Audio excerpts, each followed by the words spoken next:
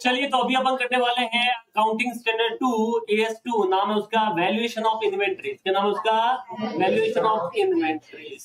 ठीक है, अब बड़ा सिंपल सा रूल है भैया, इन्वेंट्रीज मतलब क्या होता है पहले तो ऊपर स्टॉक। वेरी गुड, स्टॉक मतलब इन्वेंट्रीज। भाई जबरदस्त।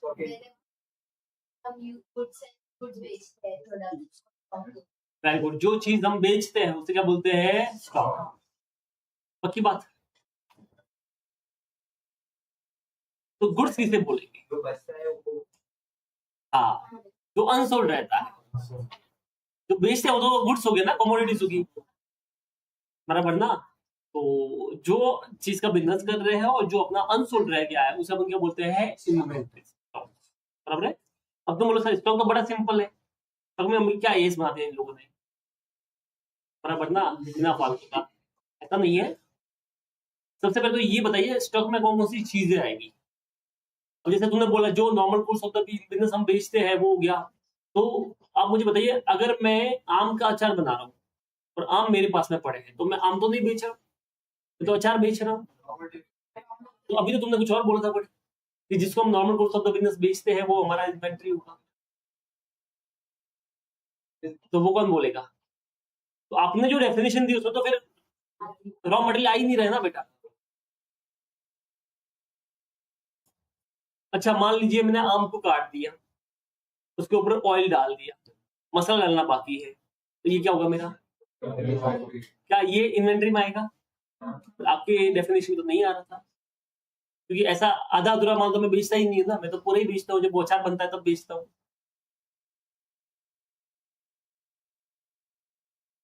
तो पहली चीज तो ये कि हमको यही नहीं पता इन्वेंट्री में कौन सी चीज आती है कौन सी नहीं आती, बराबर ना।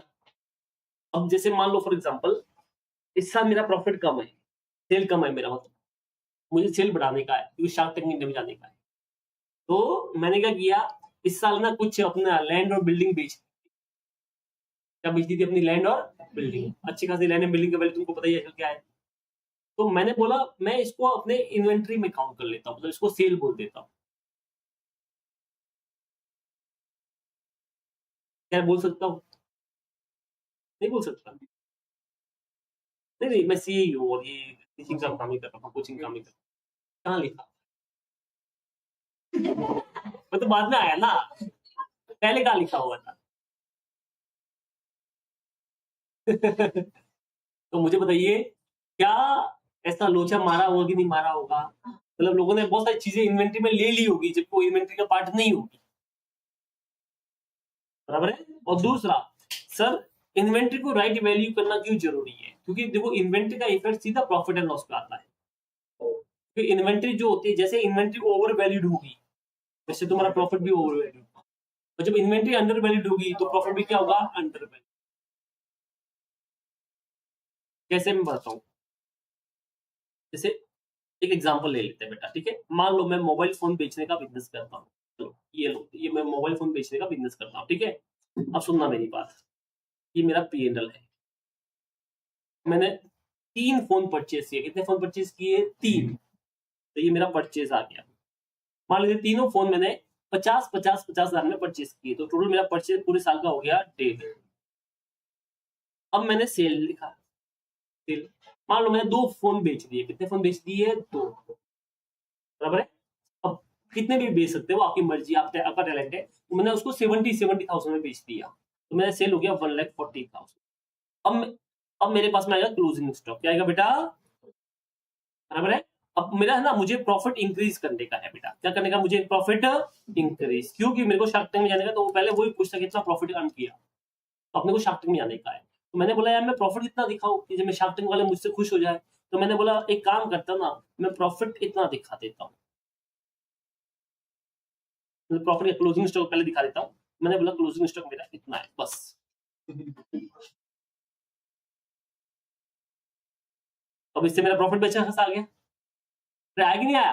निकालो कितना होता है, कितने जीरो दिख रहे तुमको? हाँ करो काउंट, कितना अमाउंट हो गया ये?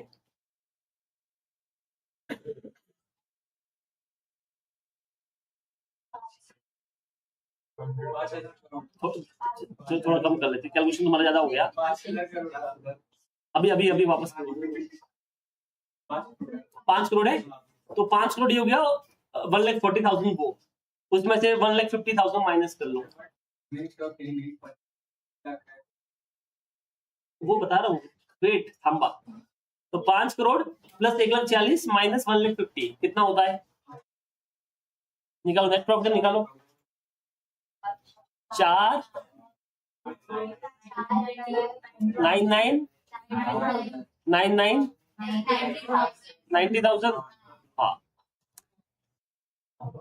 तो 4 करोड़ 99,90,000 का प्रॉफिट है मेरा, बराबर ना। तो मैं शार्क टैंक में गया, बोलो कितना प्रॉफिट है, मैंने बोला 4 करोड़ 99,90,000 का। बोलो क्या बात करो, you are the real shark, बराबर ना। अब तुम्हें एक डाउट आ रहा है, क्या डाउट आ रहा है बेटा? प्रॉब्लम किसमें, तुमको ऐसा दिक्कत किस चीज में हो रहा है? सुनना मेरी बात, मैंने 2 फोन तो बेच दिए, अब ये एक फोन मेरे पास इन्वेंट्री में बचा है, but this phone is very special. ये फोन को जो भी लेता है वो लकी बन जाता है, और उसकी वैल्यू एकदम अरबों में हो जाती है, करोड़ों में हो जाती है, क्योंकि ये फोन जिसके भी पास रहता है वो लोग इंसान करोड़पति बन जाता है। शाहरुख खान, सलमान खान भी इसको लेना चाहते हैं, पर मैं देता नहीं हूँ। समझ में आया? तो मेरे लिए इस फोन की वैल्यू 5 करोड़ से कम नहीं है। वैसे तो 500 करोड़ मान रहा था, बट 5 करोड़ मान लेते हैं, तो 5 करोड़ से कम नहीं है मेरे इस फोन की वैल्यू। इसके लिए मैं अपने इसका वैल्यू क्लोजिंग स्टॉक 5 करोड़ पे दिखा दिया। क्या गलत किया? मेरे लिए तो इसकी वैल्यू 5 करोड़ ही है। अब तुम इसकी वैल्यू क्या मानते हो, मुझे उससे क्या मतलब? अकाउंटिंग तो मैं कर रहा हूँ ना, तो मैं तो अपनी वैल्यू लूंगा ना। क्या सही है गलत है? कैसे बोल सकते तुम गलत है? कहाँ लिखा हुआ गलत है?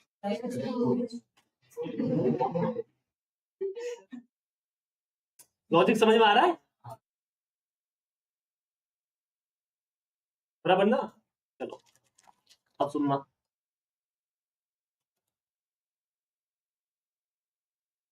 दूसरा एग्जाम्पल। सेम, मैंने 3 फोन परचेज किए 1,50,000 में, 2 फोन बेच दिए मैंने 40 1 लाख मतलब 70 में, तो 1,40,000 का सेल हो गया। अभी एक फोन मेरे पास पड़ा है ये वाला, इतना मुझे अपने शेयर की प्राइस गिरानी है। मैंने क्या बोला, ये फोन तो बड़ा मनूस फोन है, अनलकी फोन है, जिससे ज्यादा बर्बाद हो जाता है, तो इसको अगर मैं मार्केट में बेचूंगा, लेने नहीं आएगा, तो मुझे लगा इसका 2,000 रुपये बहुत हो गया। अब बताओ क्या हुआ, मेरी कंपनी में क्या आया बेटा? लॉस। कितना लॉस आया? 8,000 का, by net loss 8,000, no profit even. अब मार्केट में जब न्यूज आई कंपनी लॉस में आ गई, तो क्या होगा? शेयर धड़ा, बस।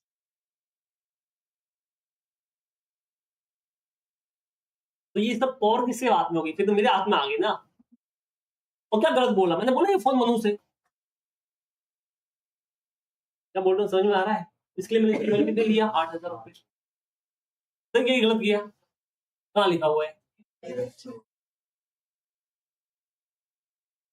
तो क्या लोगों ने ऐसा उस टाइम पे किया होगा कि नहीं किया होगा? जब ये आया होगा, जब भी उनको मैनिपुलेट करना होगा, उन्होंने बोला ये स्टॉक तो बड़ा अच्छा है, इनकी वैल्यू तो बहुत हाई है, सीधा धाड़ ऊपर से प्राइस बढ़ाती। दूसरा, जब इनको लगा होगा कि नहीं नहीं भैया ये तो अपना वो प्राइस गिरानी है, तो ये तो बहुत घटिया माल है, ऐसा ऐसा, इसकी वैल्यू तुम कम कर दो। तो मुझे बताओ, क्या स्टॉक को मैनिपुलेट करना सिंपल है कि टफ है? सिंपल। स्टॉक को मैनिपुलेट करना सिंपल है, और स्टॉक को मैनिपुलेट सिंपल वे से करोगे तो फिर प्रॉफिट भी आराम से मैनिपुलेट हो जाएगा। अच्छा, प्लस इसका बेनिफिट आपको एक जो और मिलेगा बैलेंस शीट में, क्योंकि उससे तुम्हारा स्टॉक असेट होता है, तो स्टॉक भी बढ़, असेट भी बढ़ जाएगा, कम भी हो जाएगा, उधर भी मैनिपुलेशन हो जाएगा। तो बहुत सिंपल तरीका हो गया।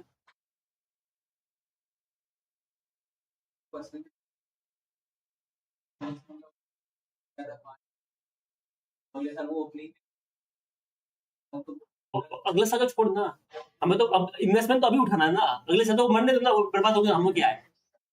उनकी चिंता हम क्यों करें? अपना काम हो गया ना। अरे, और ऐसा तो अगले साल में बोल दे कि नहीं नहीं नहीं नहीं नहीं, ये अब जो मनुष्य फोन था वो बहुत अच्छा अच्छा हो गया है। समझ में आया? या फिर जो जो आपने क्लोजिंग स्टॉक में लास्ट टाइम दिखाया होगा कि ये फोन बहुत लकी था, हमने बोला, नहीं नहीं ये तो नॉर्मल फोन है, वो तो हमको गलत फहमी हुई थी, इसके लिए वापस ओपनिंग स्टॉक में वापस चेंज कर लिया आपने। बराबर ना। फिर हमने बोला नहीं ये जो क्लोजिंग था वो गलत दिखाया था, हमने ओपनिंग में लेके आगे से। जब रूल नहीं तो मन से ही होगी ना चीजें। मैंने क्या बोला, जब रूल नहीं था आप अपने मन से कुछ भी कर सकते हो। आज तू मच्छर को पकड़, बोतल में कैद कर, उसका ऑपरेशन कर, उसको मार, उसको हीरो बना दे, वो तेरी मर्जी है ना, रूल नहीं है ना। जिस दिन मच्छर को मारने का रूल आ गया उस दिन करके देखना, बराबर ना। तो जब तक रूल नहीं तब तक आप कुछ भी कर सकते हो। तो क्या लोगों ने ऐसे कुछ चीजें की होगी? हाँ की होगी। अब लगा होगा भाई नहीं ये तो मतलब मिसयूज हुआ, चीज हुआ। अब लुका पैसियोली जो थे अपने अकाउंटिंग के जो फादर बोलते हैं अपन, डबल एंट्री सिस्टम वाले, वो तो ये बता के नहीं गए कि इन्वेंटरी को वैल्यू कैसे करना है। वो तो डेबिट क्रेडिट देके चले गए। फिर कुछ तो रूल बताने पड़ेंगे ना। फिर जाए कहीं पे आया, क्या आया बेटा? एस टू, हम इसका वैल्यूएशन ऑफ इन्वेंटरी। ठीक है, अभी क्या बोलते हैं ध्यान से सुनना।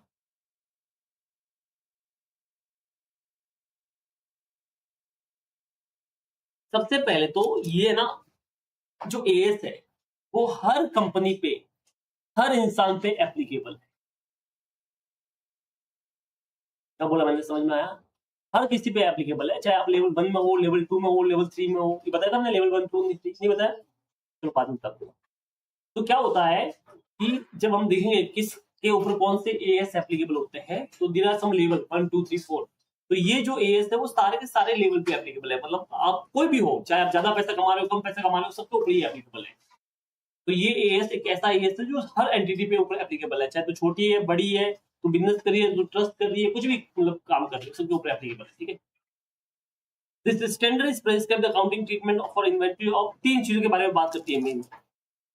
पहला है फिनिश गुड्स, दूसरा है WIP, और तीसरा है रॉ मटेरियल। कितनी चीजें बात होती है? तीन। अब आगे की बात करते हैं इसमें क्या होता है, एक करके पढ़ते हैं अपन।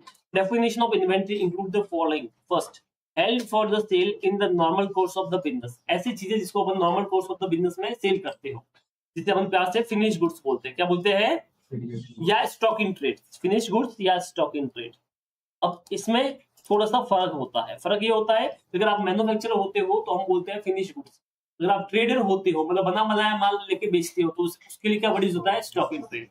जैसे अगर आप विजय सेल्स वाले हो, बराबर है, तो विजय सेल्स बनाना कुछ नहीं है, वो सिर्फ क्या करता है, खरीदता है। जो जैसे मान लो वोल्टास है, गोदरेज है, इनसे एसी खरीदेगा और बाद में दुकान पे बेचेगा। तो ये जो इसके पास में जो पड़े होंगे एसी, वो सब उनको क्या बोलेगा? फिनिश गुड्स नहीं बोलेगा। क्या बोलेगा? Word stock in trade. But मान लो वोल्टास कंपनी या गोदरेज कंपनी, इसके पास में जो पड़ा है ये स्टॉक इन ट्रेड नहीं बोलेगा, ये क्या बोलेगा? इसको फिनिश गुड्स बोलेगा। दूसरा, goods which are in the production process.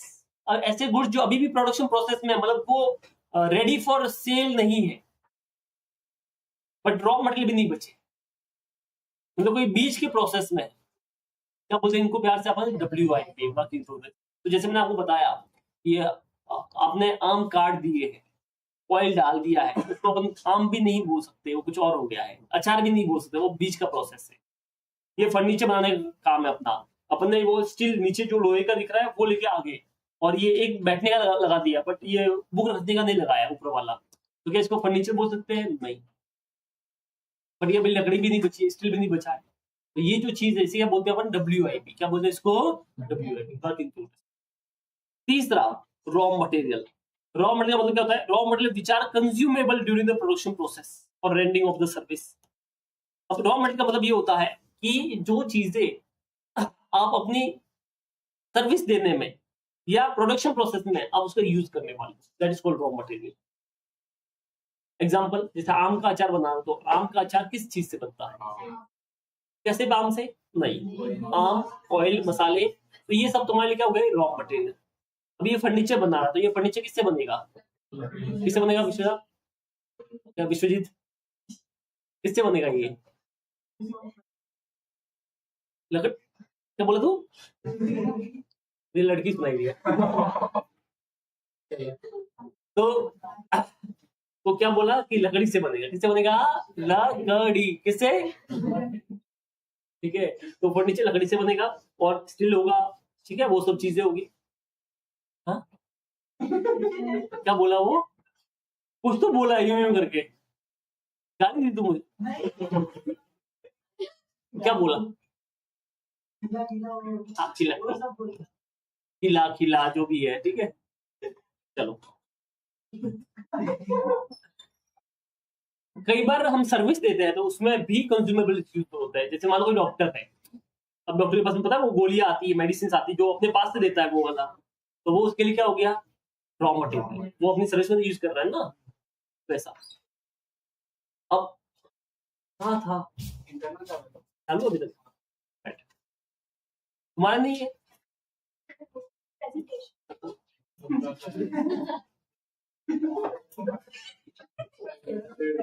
हाँ बोल बोल भाई, क्या हुआ? हाँ, तो अभी ये हो गया। अब ये एएस किसके ऊपर एप्लीकेबल नहीं है, उसकी बात करते हैं। पहला, work in progress in the construction of business including directly related service contract covered by the as 7। जैसे फॉर एग्जांपल मान लो मैं एक बिल्डिंग बना रहा हूँ या मैं एक ब्रिज बना रहा हूँ कॉन्ट्रैक्ट बेसिस पे, तो मैं कोई ब्रिज बना रहा हूँ और वो ब्रिज मान लो आधा अधूरा बना है, तो आप मुझे बताइए जो ब्रिज आधा अधूरा बना है क्या वो मेरा इन्वेंटरी का पार्ट बन जाएगा? नहीं, क्योंकि मैं कंस्ट्रक्शन बेस पे काम कर रहा हूँ, तो उसका रिलेटेड जो भी चीज होगी वो सब मेरी बैलेंस शीट में आएगी, बट वो एएस 7 के हिसाब से आएगी, ना कि इन्वेंटरी के हिसाब से। Number 2, work in progress of service business. जैसे मान लो फॉर एग्जांपल मैं एक लॉयर हूँ, बराबर है, और मेरा कोई केस चल रहा है, वो केस पेंडिंग चल रहा है। जैसे विश्वजीत ने इसे लड़की को छेड़ दिया था, तो मैं लॉयर हूँ, मेरे पास आया तो बोला सर ये आप केस लड़ोगा, तो बोला ठीक है लड़ दूंगा। अब मैंने कहा कि इस केस को लंबा खींच दिया, समझ में आया? तो अभी तो इसका रिजल्ट तो आया नहीं है। अब बराबर ना, अब ये मैंने बोला कि ये, अब मैं ये बोल रहा हूँ क्योंकि मैं बिजनेस कर रहा हूँ लॉयर का, तो ये केसेस मेरे लिए क्या हो गए, इन्वेंट्रीज, तो ये मेरा डब्ल्यूआईपी होगा। क्या ये सही होगा गलत होगा? लॉजिक देखिए, किसने सोचा कि देखो जो मैं केस लड़ रहा हूँ ये मेरे लिए क्या हो गया, बिजनेस हो गया। तो आपने बोला जो आप बिजनेस कर रहे हो जो चीज पूरी नहीं बनी है वो तुम्हारा डब्ल्यूआईपी होती है, तो मेरा ये केस तो पूरा बना ही नहीं अभी तक, तो ये मेरा डब्ल्यूआईपी हो गया। क्या सही होगा गलत होगा? गलत होगा। तो ये बोला इसके ऊपर भी ये एएस एप्लीकेबल होता नहीं, तो कोई सर्विस है जो आधी अधूरी है तो उसके ऊपर भी एप्लीकेबल नहीं होगा, ठीक है। Shares, debenture and other financial instrument held as a stock in trade, जो आपके शेयर्स होते हैं, जो डिबेंचर्स होते हैं, ठीक है, उनके ऊपर भी ये एप्लीकेबल नहीं होता है, क्योंकि we have separate accounting standard AS 13, उसके हिसाब से हम शेयर्स डिबेंचर की काउंटिंग करते हैं, ना कि इसके हिसाब से, ठीक है। इवन आप उसके ट्रेडर हो तो भी ध्यान रखना। प्रोड्यूसर इन्वेंटरीज, बेटा प्रोड्यूसर इन्वेंटरीज लाइक जैसे for example life stock, agriculture land, forest product, mineral oils, ठीक है, इनके लिए गवर्नमेंट की अलग से गाइडलाइंस है, इनको आपको वैल्यू करना है एनआरवी पे। किस पे वैल्यू करना है? तो अगर मान लो मेरा डेयरी फॉर्म है, तबेले का बिजनेस है, भैंसे है मेरे पास में, क्या है मेरे पास में? भैंसे। जैसे मैंने भैंसे बोला तेरी तो दिखने लग गई है, विश्व तेरी बात कर रहा हूँ, तो ब्लैक बैंक के भी आया ना ऐसा क्या है यार, ऐसा ऐसा कौन दिखता है बराबर ना। सुजीत, चलो, वो साक्षी तो पीछे से बोली ऐसा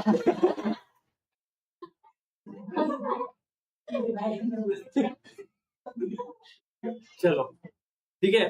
तो मान लो मेरे पास में कुछ पैसे है, क्या है मेरे पास में कुछ पैसे, तो क्या ये मेरी इन्वेंट्री होगी? हाँ, क्योंकि मैं दूध, आपने क्या बोला जिसका आप यूज करके ले रहे, तो दूध निकल, मैं डेयरी का काम कर रहा हूँ, तो ये वैसे मेरा यूज में आ रहा है ना उसमें, बराबर, that is called live stock.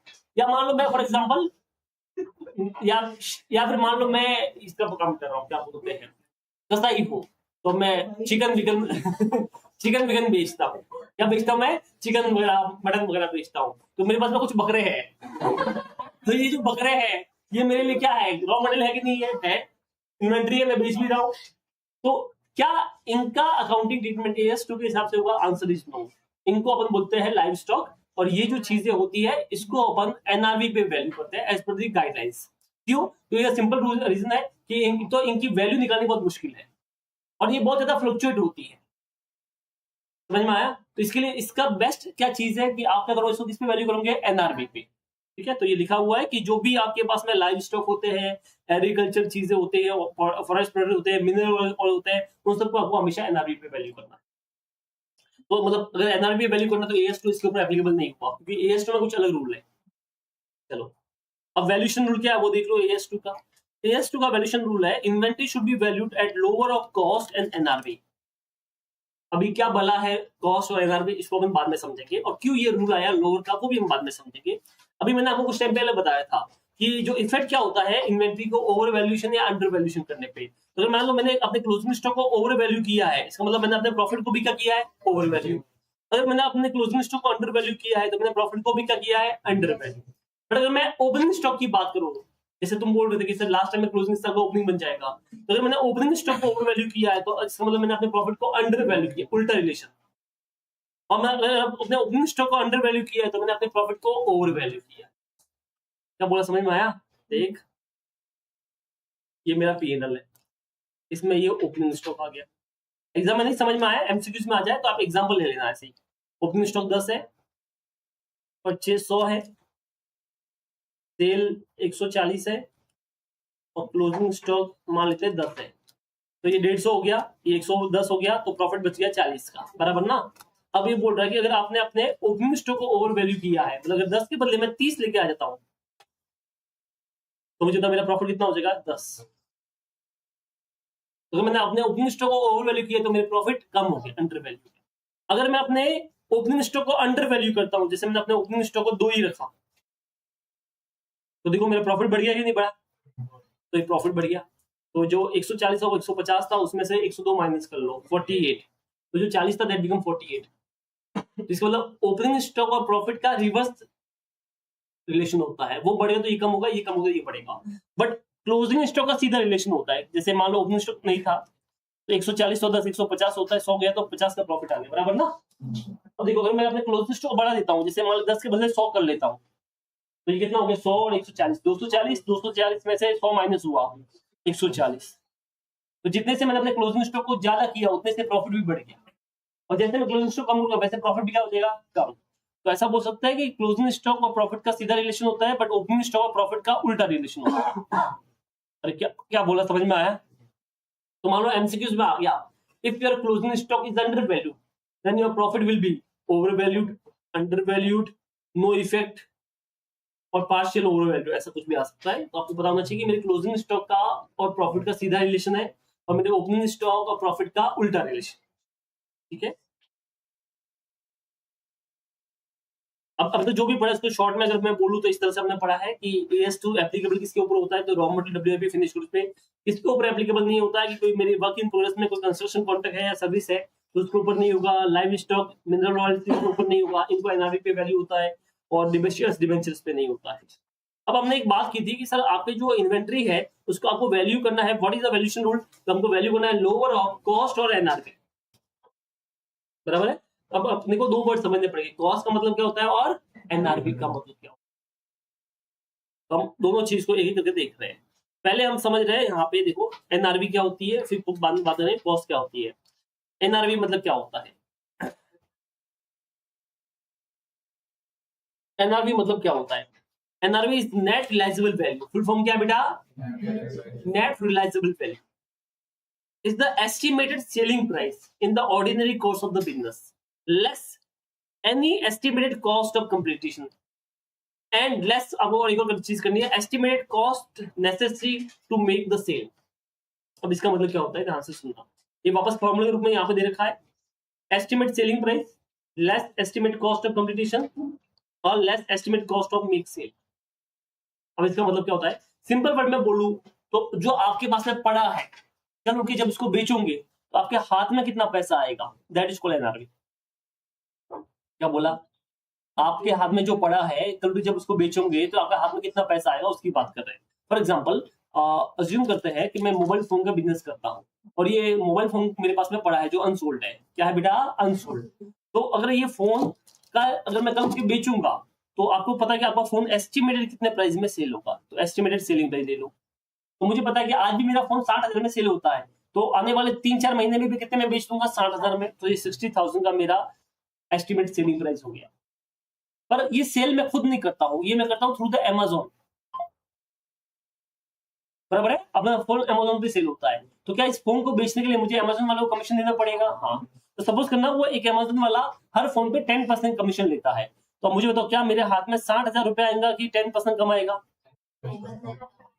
तो this 54,000 is my NRV, net realisable. Net realisable, net कितना रियलाइज होगा? वैसे रियलाइज तो मुझे 60 होगा, बस उस 60 को लेने के लिए मुझे 6 और खर्च करना पड़ेगा, तो मेरे हाथ में कितना पैसा आएगा? 54। That is called NRV. अरे समझे क्या बोला मैंने? कुछ समझ में आया? कि अगर आपको कोई पूछे कि आपकी एनआरवी क्या हुई है, बराबर है। अब जैसे मान लो फॉर एग्जांपल मेरे क्लास में मैंने बोल दिया कि आप किसी बच्चे को रेफरेंस दे दो, मैं आपको एक बच्चे रेफरेंस पे 2,000 रुपए दे दूंगा। तो माना का कोई दोस्त था जो भी 12th पास हुआ, माना ने उसको बोल दिया कि तू सी में एडमिशन ले ले। उसने बोला ठीक है, वो मेरे पास आया, बराबर है। तो कितनी फीस? मैंने बोला 35,000 फीस। उसने बोला ये लो सर 35,000 फीस। अब मुझे बताओ मुझे उस बच्चे से नेट कितना फीस कलेक्ट हुआ? 35 की 33? क्यों? कि जैसे 50 जो भी 35 आ गया उसमें से 2 तो मुझे इसको देना पड़ेगा, तो मेरे हाथ में कितना आ गया? नेट कितना पैसा आया? 33।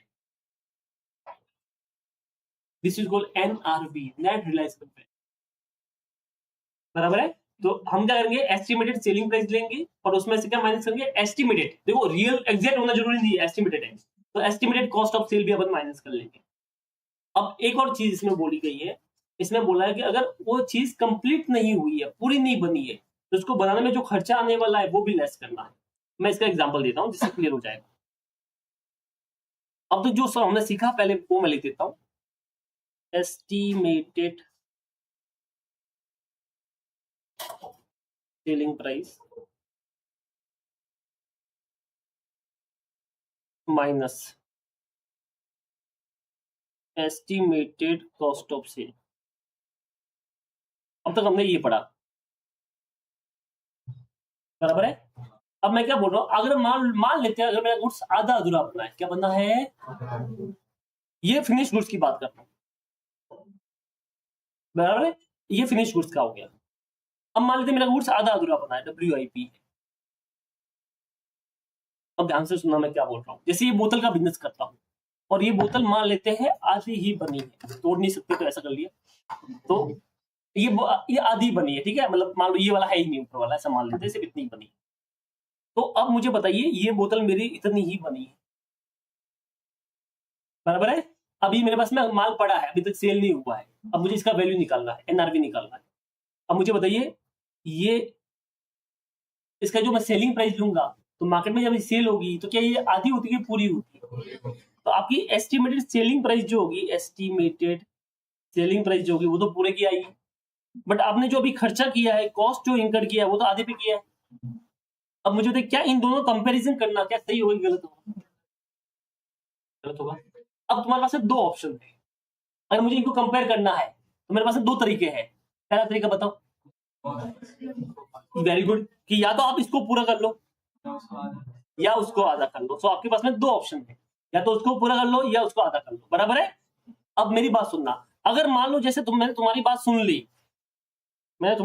ली, और मैंने इसको पूरा कर लिया, तो अब मुझे बताओ जो मेरा आंसर आएगा क्या वो पूरे का आएगा कि आधे का आएगा? पूरे का आएगा ना, क्योंकि मेरा गुड्स तो पूरा बना ही नहीं है। अब बोला समझ में आया? मान लेते हैं, अज्यूम कर लेते हैं कि मैंने ये बोतल अभी इतनी ही बनाई, इतनी कितनी बनाई है? इतनी इतनी सी, मतलब नीचे बेस बना है बस। तो इसका मतलब अभी मेरा काम इतना ही हुआ है, बराबर है। तो मान लेते इतना बनाने में मैंने एक रुपया खर्च किया, 1 रुपीज, और इस पूरी बोतल की अगर मैं वैल्यू निकालू, ये पूरा बनता है बोतल, तो इसकी वैल्यू होती है 50 रुपया। अब तूने बोला सर एक काम करो कि आप है ना इसको पूरा कर लो, कंपैरिजन करना है। मैंने बोला ठीक है चलो कंपैरिजन करने पूरा कर लिया। अब मान लेते हैं इसको पूरा बनाने में मुझे अभी 45 रुपीज और लगने वाला है। कितना लगने वाला है? 45। तो आपने क्या बोला सर अभी कंपेयर करना है, तो एक काम करो 45 और एक आपका टोटल कॉस्ट हो गया 46, और एनआरवी है इसका 50। अब विच एवरेज लोअर ले लो, 46 आ गया। अब मुझे बताओ तुम अपनी बैलेंस शीट में इतनी सी एसेट बनाई है तुमने अभी तक, और इसका वैल्यू कितना दिखाओगे? 46। क्या ये सही होगी गलत होगा? लॉजिक समझ में आया कि नहीं आया? तो क्या हमको उसको पूरा करना चाहिए कि उसको पूरे को तोड़ना चाहिए? तो हम क्या करेंगे पता है, ये जो पूरा था ना, पूरा ये मान लो ये इतना था, इसको तोड़ देंगे, इसको तोड़ेंगे यहां तक। तो हम क्या करेंगे, जो भी अपन कंपैरिजन कर रहे हैं, तो हमने जो एस्टिमेट सेलिंग प्राइस लिया क्योंकि वो पूरे के लिए, इधर देखो पूरे के लिए है, बराबर है, बट हमारा गुड्स इतना ही बना है, तो हम क्या रहे हैं, इसको कंपेयर करने के लिए यहां तक तोड़ देंगे इसको। तो अभी मान लो ये जो इतना बनाने का है, इसका बनाने का खर्चा मान लेते हैं 10 रुपए लगने वाला है। तो मान लो इसका जैसे 50 रुपए का सेलिंग प्राइस था पूरे का, तो उसमें से 10 माइनस करो, 10 का वो खर्चा होगा, तो ये जो इतना बना है इसका एस्टिमेट रियलाइजेबल वैल्यू कितना हो गया, 40। अब आप इसको इससे कंपेयर कर सकते हो, मान लो इतना खर्चा बनाने 38 आया, इसका एनआरवी 40 था, तो रीचेबल 2। क्या बोला, समझ में आया?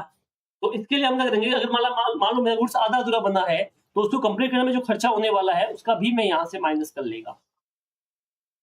तो अगर मान लो मेरा गुड्स आधा अधूरा बना है, तो मैं यहां से और माइनस करेगा, एस्टिमेटेड कॉस्ट ऑफ कंप्लीशन। क्या बोलते हैं इसको, पूरा जो तोड़ रहे हो इतना और खर्चा आएगा, उसको कॉस्ट ऑफ कंप्लीशन बोलते हैं, ये भी माइनस कर लेना। अब जो आएगा वो तुम्हारा कॉस्ट मतलब एनआरवी होगा, और ये तभी माइनस करना है जब गुड्स तुम्हारा डब्ल्यूआईपी होगा। क्या होगा बेटा? तो डब्ल्यूआईपी नहीं है तो तुम्हारे गुड्स ऑलरेडी कंप्लीट है, तो उससे कोई अभी कोई कॉस्ट ऑफ कंप्लीशन होने वाला नहीं है। तो फिनिश गुड्स में ये नहीं आएगा, ये सिर्फ डब्ल्यूआईपी केस में आएगा। तो अभी हमने दो चीजों को वैल्यू करना सीख लिया, फिनिश गुड को कैसे वैल्यू करता है वो सीख लिया, और डब्ल्यूआईपी को कैसे वैल्यू करता है वो सीख लिया। रॉ मटेरियल के बाद में देख लेंगे, उसको छोड़ो। तो हमने दो चीजों को देख लिया, दो के एनआरवी कैसे निकालते हैं। पहले हमने इसे दिखा फिनिश गुड्स का, जो एकदम सिंपल था। दूसरा हमने इसे दिखा डब्ल्यूआईपी।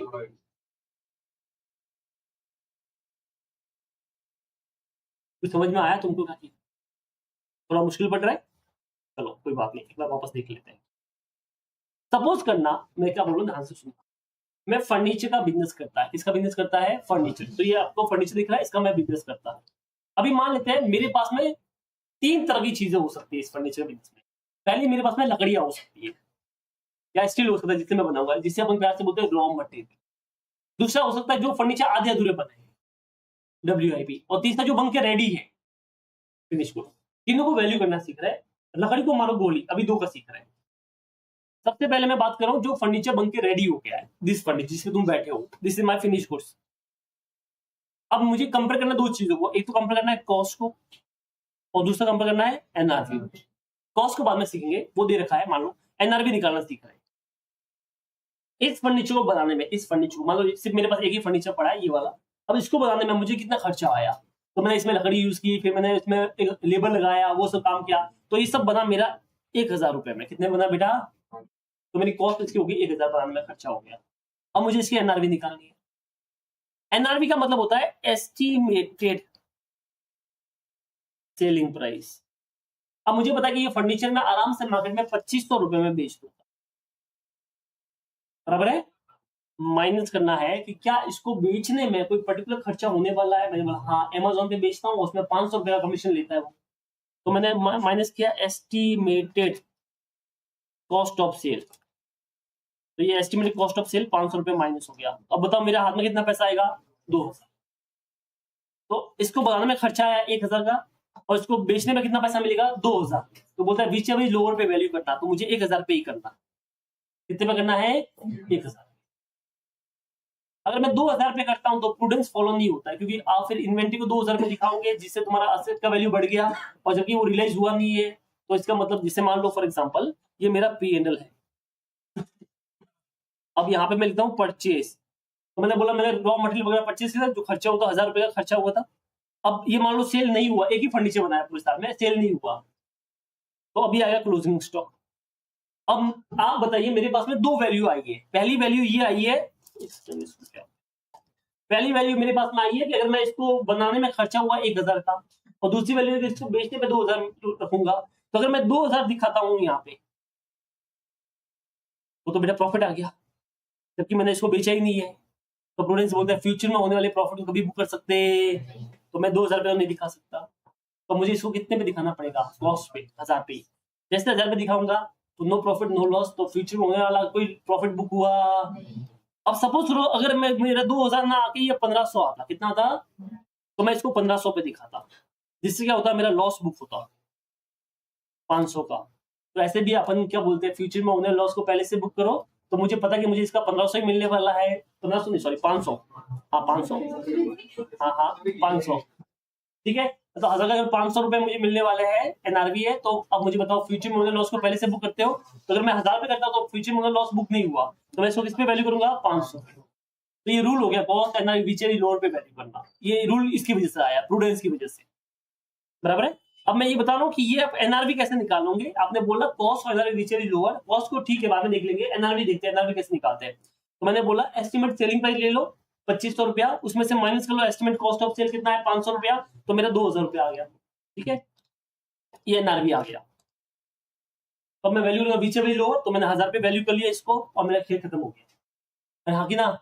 अब मान लो अगर मुझे इसको बेचने में 1800 रुपए खर्च करना पड़ेगा, तो इसका मतलब मेरा इसका जो एनआरवी है वो कितना हो गया 700। तो मैं अब 1000 पे वैल्यू नहीं कर सकता, क्योंकि 1000 पे किया तो फ्यूचर में लॉस बुक नहीं हुआ, तो मैं अब इसको 700 पे करूंगा, जिससे मेरा बाय नेट लॉस 300 रुपए बुक हो जाएगा, बराबर है। तो इसका मतलब क्या, हमको एनआरवी निकालना आना चाहिए, देना चाहिए, आना चाहिए। अब ये तो हो गया क्यों निकालना चाहिए उसकी बात हो गई, एनआरवी। चलो अब एनआरवी कैसे निकालते हैं वो मैंने आपको बताया, कि मान लो मैं ये फर्नीचर का बिजनेस कर रहा है, और ये फर्नीचर बनाने में 1000 रुपए खर्च हुआ, अब मैं इसको फ्यूचर में जब बेचूंगा तो मुझे पता है मैं 2500 रुपए बेच लूंगा, और मान लेते हैं कि इसको सेल करने पे अमेज़न वाले को 500 रुपए देना पड़ेगा, अब मेरे हाथ में कितना पैसा आएगा 2000, तो मेरे हाथ में नेट रियलाइजेबल, नेट कितना रियलाइज हुआ 2000 रुपए, ये खेल खत्म हो गया, अरे हाँ कि ना। अब ये तो हो गया फिनिश गुड्स की बात। अब मान लो मेरे पास मैं WIP की बात कर रहा हूं, मैं इस बार क्या हुआ, अगला साल वो चल भूल जाओ, खेल खत्म हो गया, अगला साल ये फर्नीचर है, इसको पूरा फर्नीचर बोलते हैं। अभी तक मैंने क्या किया पता है, ये जो स्टील का पाइप तुमको दिख रहा होगा, इसका ये साइड वाला स्टील का इतना बनाया है, मतलब मैंने सिर्फ इतना स्टील का काम किया, इतना, बराबर है, इतने काम किया है, ये इतना, और इस पे मैंने खर्च किए 100 रुपए, इतने का तो इतने है ना, 100 रुपए आए, बराबर है। अब क्या करना है, अपने को इसकी एनआरवी निकालनी है, क्या निकालनी है इसकी, मैंने काम में भी 100 रुपए की है, अब मुझे इसकी एनआरवी निकालनी है। अब एनआरवी का मतलब क्या होता है, नेट रियलाइजेबल वैल्यू, क्या मतलब होता है, ध्यान से समझना। तो आप बोल रहे हो कि इसका आपको नेट कितना रियलाइजेबल वैल्यू होगा, तो मुझे पता कि मेरा इसको मुझे 2500 रुपए का तो मेरा सेल होगा,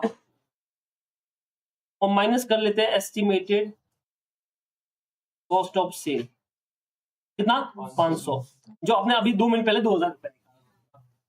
अब समझना मैं क्या बोल रहा हूं, कि आपने खर्चा किया है इतू सा, और आपने एनआरवी निकाली 2000 की, बट ये कंपेरिजन रॉन्ग हो गया ना, कि आपने अभी खर्चा किया है इतने का, और आप एनआरवी ले रहे हो इतने की, मतलब ये है। अब मैंने क्या बोला तुम्हारे पास में, इसको कंपेयर नहीं किया जा सकता, ये वाले पार्ट को, एक मिनट येलो से लिखता हूं,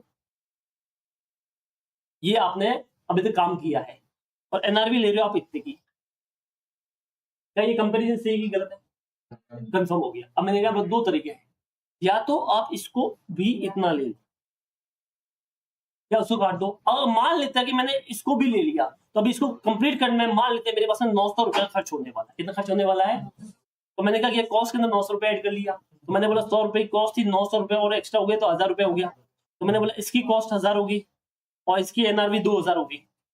अब मैंने बोला विचर लोअर 1000, तो मेरी बैलेंस शीट में स्टॉक कितने पे आएगा 1000 पे, जबकि काम तो इतना ही हुआ है। तो क्या ये कंपैरिजन सही होगी गलत होगा,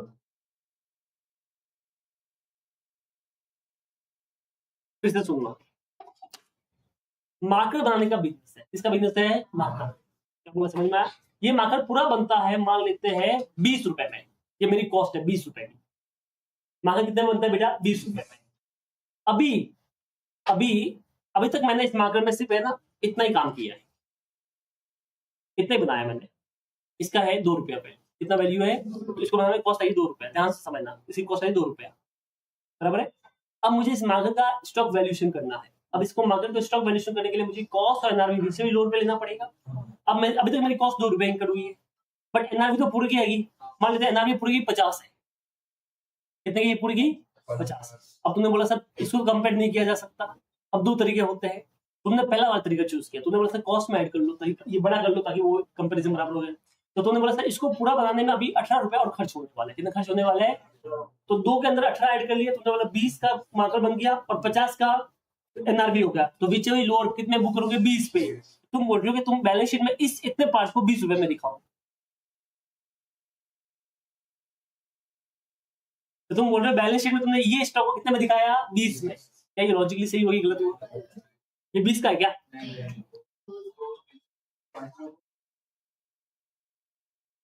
इसका मतलब क्या करना पड़ेगा? अपने को एनआरवी को कम करना पड़ेगा। इसको कम करना पड़ेगा।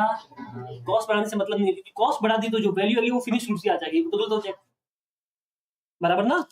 तो हम क्या करेंगे, हम एनआरवी को कम कर लेंगे। तो जो एनआरवी है, अब एनआरवी को कैसे कम करना है वो समझो कि हमको पता है कि ये पूरी की अपने एनआरवी ली है। अगर इसमें से और जो खर्चा होने वाला है उसको मैं माइनस कर लूं तो मेरे एनआरवी आ जाएगी। तो ऐसे वाला केस में हम क्या करेंगे, यहाँ पे और माइनस करेंगे एस्टिमेटेड कॉस्ट ऑफ कंप्लीटेशन। अब मान लेते हैं इसको एस्टिमेट कॉस्ट ऑफ कंप्लीटेशन में लू सपोज करना, तो मैं मान लेता हूँ इसको और मुझे खर्च करने में बचा वो जो भी खर्चा होगा, मान लो 600 रुपए का आने वाला है सपोज करो। तो अब मुझे बताइए इसका नेट पैसा जो अभी तक काम बना है उसका मेरा एनआरवी कितना हो गया? 1400। अब मैं कम करता हूँ 1000 रुपए की कॉस्ट है अभी तक इनकर्ड हुई है और 1400 रुपए का ये है, तो विच एवर इज लोअर 1000। तो मुझे कॉस्ट के अंदर ऐड नहीं करना है क्या कॉस्ट ऑफ कंप्लीशन? ये गलती करते हैं एग्जाम में बहुत सारे बच्चे, आपको एनआरवी में से माइनस करना है। इसमें से माइनस करना है। तो चलो अच्छा ये बताओ क्या ये हर बार करना होगा कि डब्ल्यूआईपी गुड्स को तभी करना होगा? कॉमन सेंस जब डब्ल्यूआईपी को तभी करना है। बस ये था तुम्हारा एनआरवी। अब मैंने दोनों फॉर्मूले साथ में लिख दिए। मैंने बोला देखो एस्टिमेट सेलिंग प्राइस तो लेनी है तुमको, क्या लेनी है बेटा? एस्टिमेट सेलिंग प्राइस तो लेनी है ना अपने को, अपने एस्टिमेट सेलिंग प्राइस तो ले ली। अब इसमें से माइनस करना है, तुम्हारा गुड्स डब्ल्यूआईपी है तो एस्टिमेटेड कॉस्ट ऑफ कंप्लीटेशन भी ले लो, और अगर फिनिश गुड है तो मत लेना। और एस्टिमेट कॉस्ट ऑफ सेल और कुछ करने का है जैसे कमीशन वमीशन हो गया, ब्रोकरेज हो गया, तो वो भी लेस कर लो। बस ये खेल खत्म हो गया। तो एनआरवी तो बड़ा इजी था। एनआरवी में कोई दिक्कत होना मजा कॉस्ट में है, बट उससे पहले अगर मैं सीखा उससे पहले कुछ क्वेश्चन करेंगे अपन, ठीक है? जैसे जैसे कॉन्सेप्ट हो गए वैसे वैसे मैं उसके पर्टिकुलर क्वेश्चन भी कराता रहूंगा।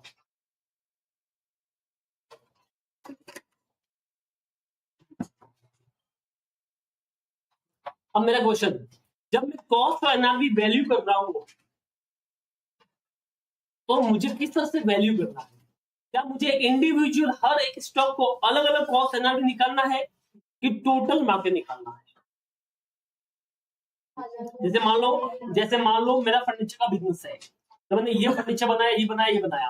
अब मैं जब ईयर एंड में कॉस्ट एनआरवी निकाल रहा हूं तो मुझे क्या सबका अलग कॉस्ट निकाल के सबका अलग एनआरवी निकाल के कंपैरिजन करना है कि सबका टोटल कॉस्ट निकालो, टोटल एनआरवी निकालो, फिर करो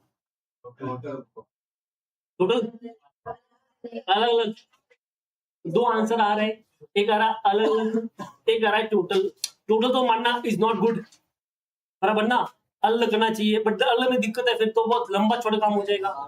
तो ये क्या बोलता है कि अगर तुम्हारा गुड्स इंटरचेंजेबल है, क्या है? इंटरडिपेंडेंट या इंटरचेंजेबल है, तो ऐसे वाले केस में अलग अलग मत करो, तो टोटल मान लो। अगर तुम्हारा गुड्स इंटरचेंजेबल नहीं है तो अलग करना पड़ेगा। सिंपल और बढ़िया रूल है, ध्यान से सुनना। जैसे मान लो अगर मैं फर्नीचर बना रहा हूँ और मैंने ये फर्नीचर बनाया फिर दूसरा फर्नीचर बनाऊंगा और ये फर्नीचर ऑलमोस्ट सेम है, तो अलग निकाल से मतलब नहीं ना, टोटल कॉस्ट निकालो, टोटल निकाल तो काम खत्म हो गया। बट मानो मैं फर्नीचर का बिजनेस भी कर रहा हूँ और साथ में एसी का बिजनेस भी कर रहा हूँ, तो अलग ही करना पड़ेगा, फिर आप टोटल मार्केट कर सकते हैं। तो ये बोलता अगर तुम्हारा गुड्स इंटरचेंजेबल है तो टोटल मार दो, और तुम्हारा गुड्स इंटरचेंजेबल नहीं है तो अलग करना पड़ेगा। वापस बोलता हूँ, जैसे मान लो मैं एक दुकान वाला हूँ, मैं पानी की बोतल रखता हूँ।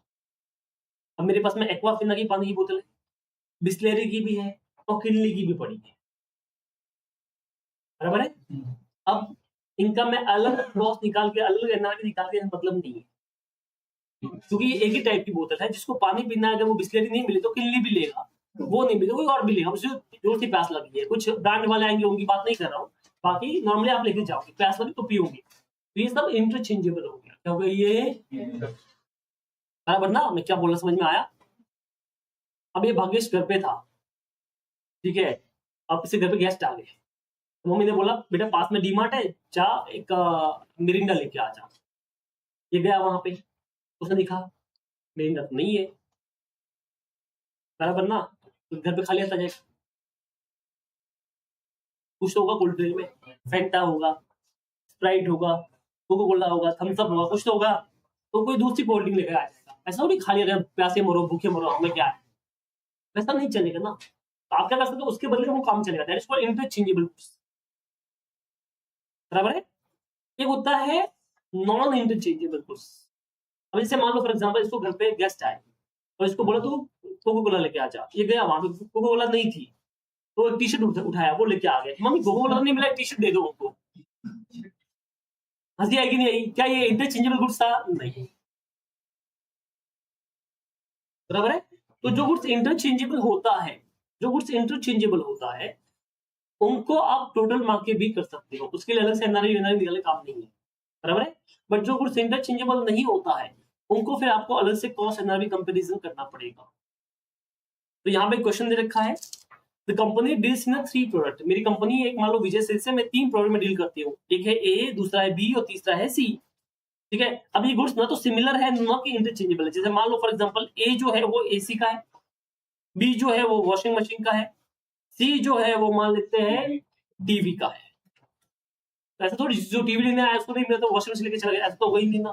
तो ये हो गया तुम्हारा गुड्स हो गया, बराबर है। अब ये बोलता है कि आपको कंपेरिजन करना है, मैंने क्या बोला, अब 2 तरीके हैं, या तो आप टोटल मार्केट कंपेरिजन कर लो कॉस्ट एनआरबी का, या इंडिविजुअल चॉइस बाय चॉइस करो। अगर टोटल मार्केट करता हूं तो मेरा आंसर आता है, देखो कितना आता है, 8 और 8, 88 इसका, 5 10 14 और 3 5 7 84। तो ऐसा वाले केस में मैं बीचे भी लोअर 84 ले लेगा, और गुड्स इंटरचेंजेबल हुए तो। पर क्या ये मेरे गुड्स इंटरचेंजेबल है? तो मुझे इंडिविजुअल लेना पड़ेगा अलग। तो इसमें बीचे भी लोअर, पहले वाले में 28, दूसरे वाले को भी ले लो 32, तीसरे वाले में 16।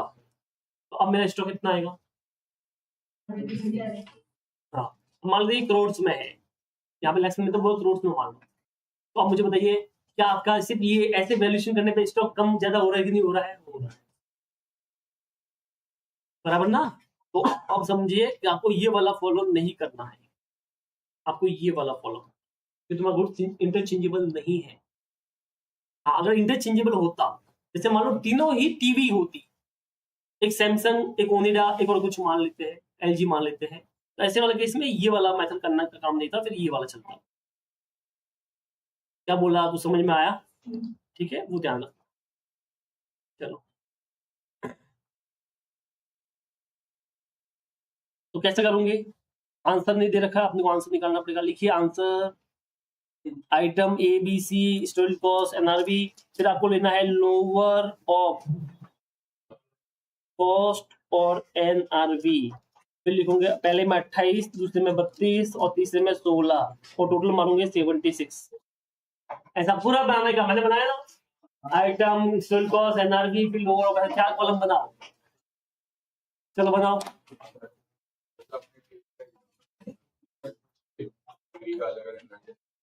वो सेम साइज की भी होनी चाहिए, ऐसा मतलब जैसे इंटरचेंजेबल, एक छोटा टीवी बड़ा टीवी वो तो नहीं है ना इंटरचेंजेबल, इंटरचेंजेबल होना चाहिए।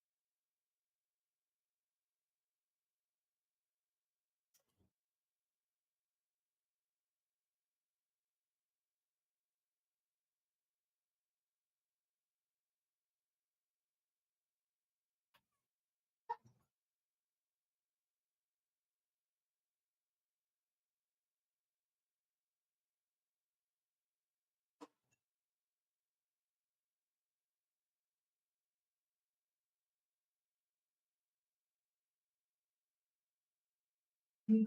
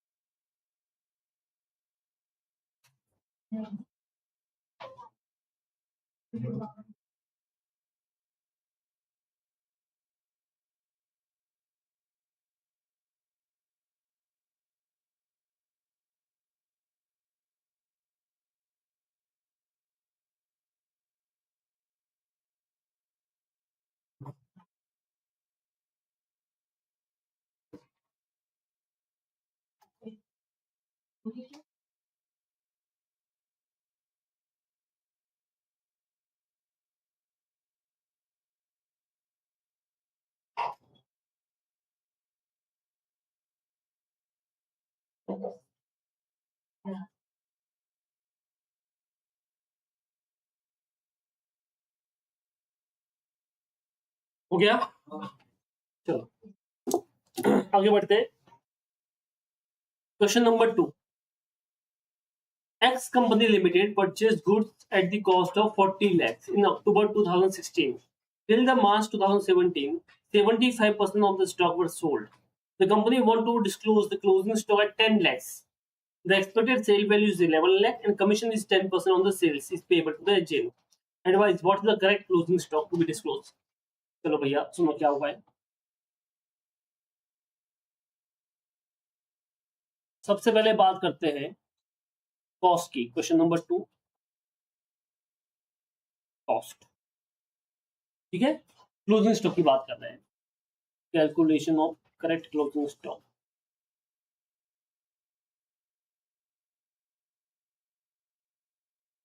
कॉस्ट, अब मुझे बताइए कितने का माल आपने लिया था? 40 लाख। तो हम क्लोजिंग स्टॉक तो वो लेते जो अनसोल्ड है, बराबर ना। तो 75% सील्ड हो गया, तो 25% अनसोल्ड रह गया। बताओ कितना होता है? 10। कंपनी बोलती है मैं 10 लाख पे दिखाऊंगी क्लोजिंग स्टॉक। हम बोले ऐसा नहीं होता ना, आपको एनआरवी भी चेक करनी पड़ती है। तो एनआरवी भी लीजिए इसकी, नेट रियलाइजेबल वैल्यू। वो कैसे निकालते हैं? Estimated selling price. कितनी एस्टिमेटेड सेलिंग प्राइस है? 11 lakh minus estimated cost of completion. But यहाँ पे फिनिश गुड्स है, कुछ कॉस्ट ऑफ कंप्लीशन है नहीं, तो एस्टिमेटेड कॉस्ट ऑफ सेल ले लो। तो क्या बोला इसने? 11 लाख के ऊपर कितना परसेंट? 10%। तो कितना होता है ये बेटा? 1.1 लाख। तो 9.9 लाख का एनआरवी आ गया। अब मुझे बताओ क्या 10 लाख पे वैल्यू होनी चाहिए, 9.9 पे होनी चाहिए? 9.2 क्या होता है? Which ever is lower. तो ऐसे लिखेंगे लास्ट में, as per AS2 valuation of inventories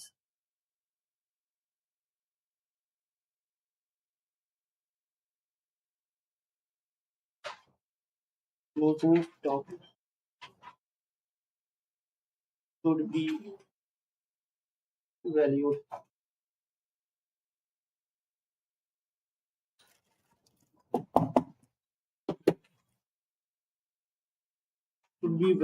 at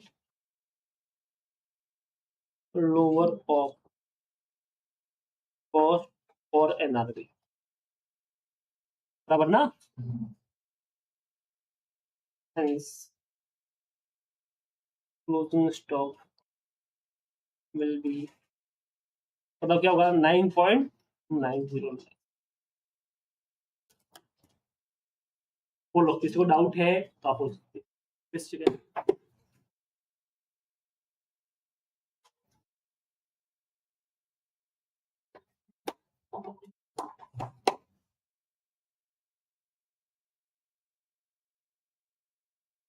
copy कर लो। हाँ। ये हो गया क्वेश्चन नंबर 2। क्वेश्चन नंबर 3 देखिए। a trader purchased certain article for 85,000. He sold some of the article for 1,05,000. The average percentage of profit margin is 25% on the cost.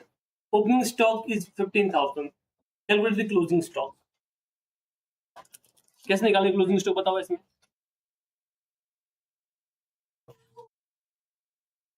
हमने बचपन से पढ़ा है क्लोजिंग स्टॉक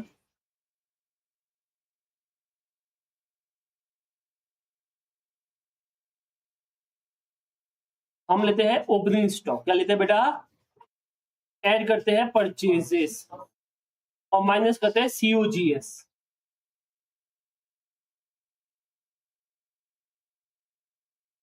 कॉस्टिंग में भी पढ़ा होगा ना?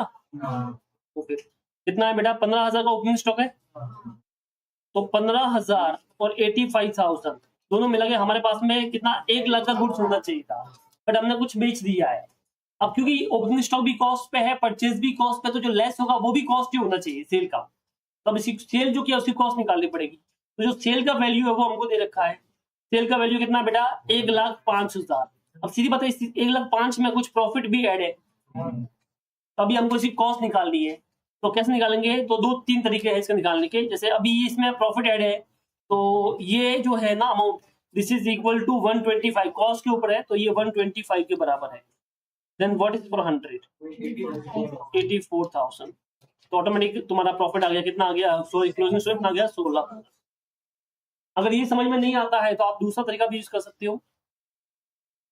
क्रॉस मल्टीप्लाई वाला जो सिंपल रहता है कि एक होता है कॉस्ट, उस कॉस्ट में ऐड करते हैं कुछ profit, then you will get the cell.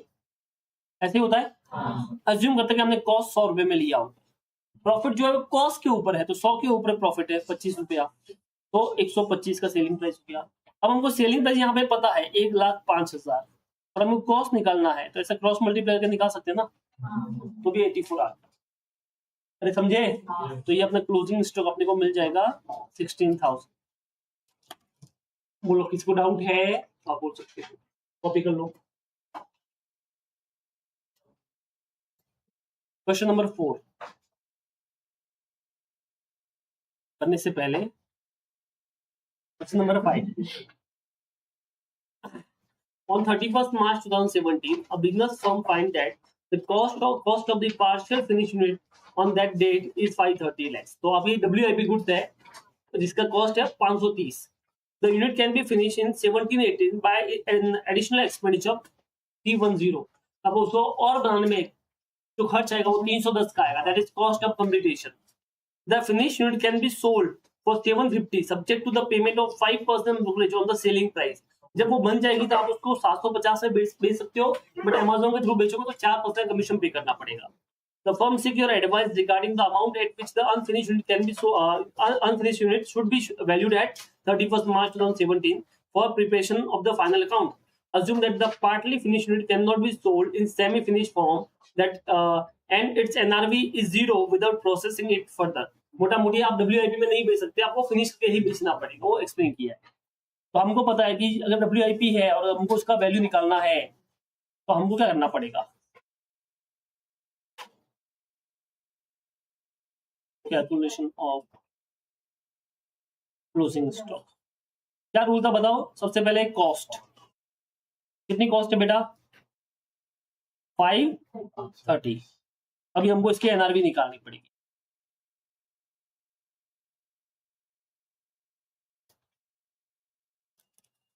उसके लिए चाहिए एस्टिमेट सेलिंग प्राइस। अब सीधी बात है, ये एस्टिमेट सेलिंग प्राइस तो फिनिश का ही होगा, आधा तो हम बेचते ही नहीं है, पूरा के बेचते हैं तो 750 रुपए। अब इसमें से माइनस लो ब्रोकरेज एट 4%, कितना होता है? 30। अब इसके अलावा एक और काम करना पड़ेगा, क्योंकि आधी अधूरी बनी है तो कॉस्ट आधे की है, ये पूरे का है, कंपैरिजन नहीं हो सकता है, तो इसका एस्टिमेट कॉस्ट ऑफ कंप्लीशन भी माइनस करना पड़ेगा।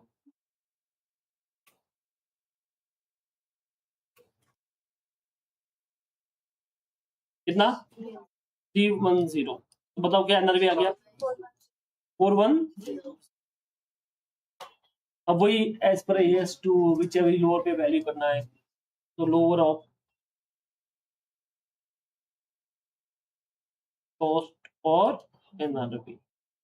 That is 410। क्या बोला, समझ में आया? तो फाइनल आंसर क्लोजिंग स्टॉक कितना होगा? 410।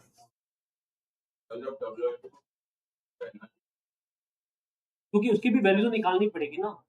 स्टूडेंट्स क्या बोलते हैं, आप क्लोजिंग स्टॉक को वैल्यू करते हो। अब क्लोजिंग स्टॉक में तुम्हारा रॉ मटेरियल भी आता है, डब्ल्यूआईपी भी आता है, फिनिश गुड्स भी आता है। फिनिश गुड तो ठीक है, बट डब्ल्यूआईपी को तो वैल्यू करना पड़ेगा, उसमें भी तो हो सकता है फिर गड़बड़। समझ में आया? तो उसका भी सेम रूल है ना, वो भी तो बनने वाला है, उसमें भी प्रूडेंस फॉलो करो फिर। बराबर है?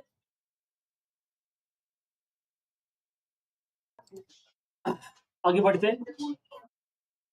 क्वेश्चन नंबर 3 भी होगी, 5 भी हो गया ना? हाँ।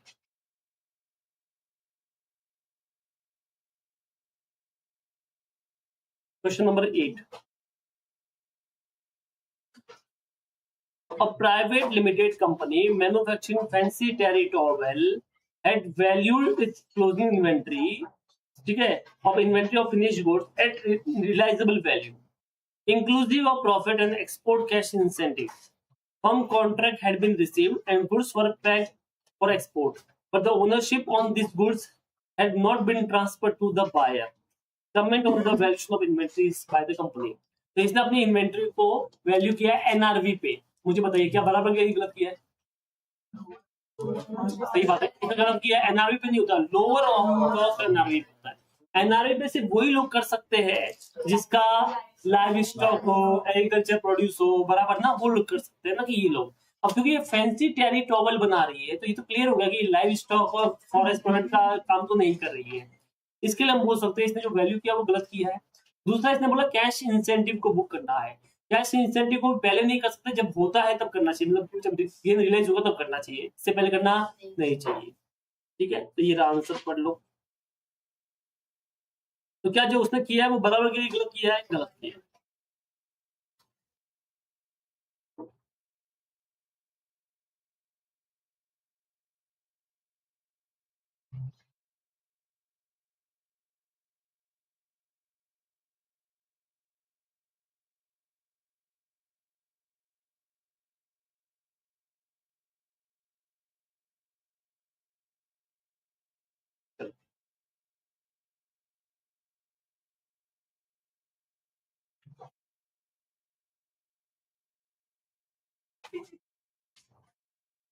अब इसमें आगे हमको पढ़ना है, इस container and empties are the stock.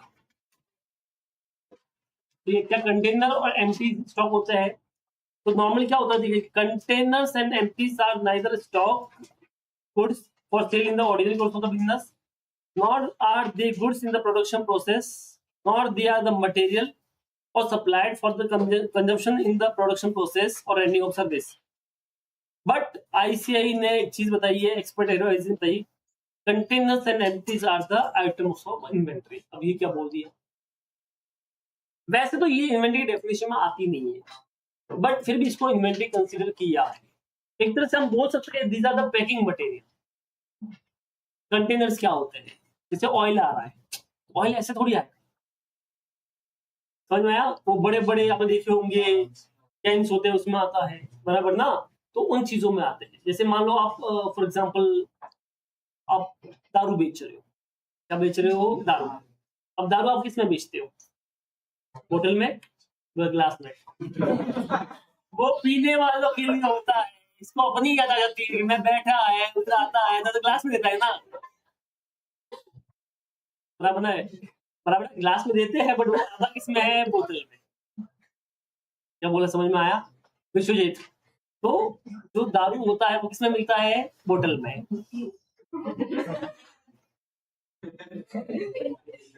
तू पी के आया है?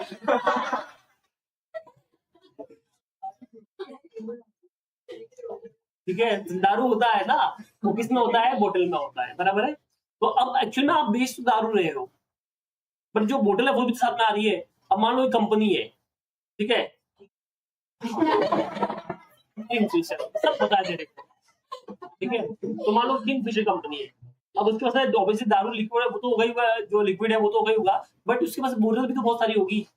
अब ये जो बोतल है वो इसकी क्या मानी जाएगी? इन्वेंट्री। लॉजिकली वो बोतल तो बेच भी नहीं रहा है, बिस्लरी कंपनी है, वो क्या बेचता है? अब पानी से ज्यादा उसका वैल्यू बोतल का होता है, पता है ना, प्लास्टिक वाली। हाँ, तो अब मुझे बताइए, उसके अंदर बहुत सारी बोतलें पड़ी हुई, खाली बोतलें, तो उसको क्या माना जाएगा? इन्वेंट्री मानेंगे, जबकि आप बेच तो नहीं रहे हो बोतल, पर क्योंकि वो उसका पार्ट की तरह माना जाता है। क्या बोले, समझ में आया? क्या माना जाता है? उसका पार्ट, क्योंकि उसके बिना वो सर्व नहीं हो सकता, जा नहीं सकता, इसके लिए फिर हम बोलते हैं कि उसका पार्ट माना जाएगा। तो आईसीए ने भी फिर वही बोला कि जो खाली बोतलें जो होती है, ठीक है, आपको देखना पड़ेगा किसकी बात कर रहे हैं। जैसे आप बात कर रहे हो किसी ऐसी चीज की, जैसे आप किसी कंपनी की बात कर रहे हो जो ये दारू बेचती है, या आप कोई बार की बात कर रहे हो, तो वो लोग जो उसका सर्व ही उसमें होता है, बोतल में होता है, तो वो जो बोतलें हैं वो भी इन्वेंट्री का पार्ट मानी जाती है। क्या बोला, समझ में आया तुमको? ठीक है, वो ध्यान में रखना। इसके ऊपर क्वेश्चन है।